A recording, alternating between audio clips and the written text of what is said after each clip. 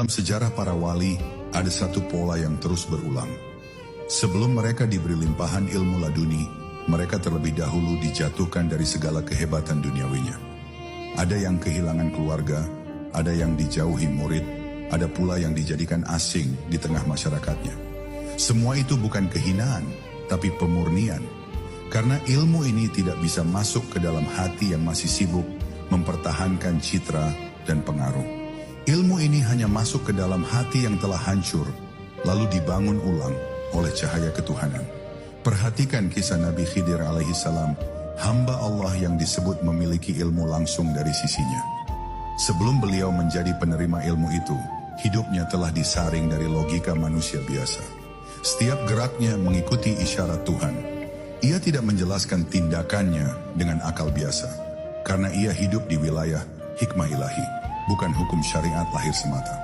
Maka siapapun yang ingin berjalan di jalan laduni, harus siap kehilangan penglihatan lahir demi penglihatan batin. Harus siap tidak dimengerti manusia, asalkan dimengerti oleh Tuhan. Ujian yang datang bukan selalu berupa bencana. Kadang bentuknya justru kenikmatan yang menguji, apakah si hamba lupa atau ingat. Kadang bentuknya ketenaran untuk melihat apakah ia masih tawadhu atau malah merasa istimewa. Karena ilmu laduni bukan hanya ilmu, tapi amanah. Dan amanah ini berat, tidak bisa dititipkan kepada orang yang masih mencari pujian dari makhluk. Sebab siapapun yang membawa ilmu dari sisi Tuhan, ia akan diuji dengan godaan untuk menggunakan ilmu itu demi dirinya sendiri. Dalam diam para sufi menangis, bukan karena hidupnya sempit, tapi karena ujian batin mereka tak bisa dijelaskan dengan kata.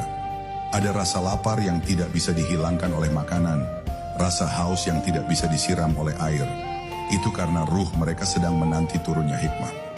Dalam kekosongan itulah Allah menurunkan ilmu laduni, bukan sebagai jawaban langsung, tapi sebagai kebeningan hati yang tiba-tiba mengerti makna dari setiap luka dan tawa yang pernah dilewati.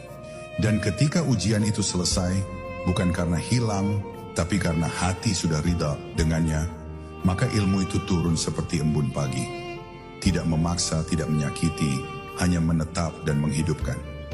Si hamba mulai memahami hal-hal rumit tanpa pernah belajar secara lahir. Ia mulai melihat rahasia dalam ayat-ayat kehidupan. Dan semua itu bukan karena dirinya hebat, tapi karena ia telah kosong dari dirinya sendiri. Dan dalam kekosongan itu, Allah menanamkan laduni, sebuah ilmu dari langit yang tak bisa dijual, tak bisa diwariskan, hanya bisa dititipkan olehnya kepada hati yang telah berserah.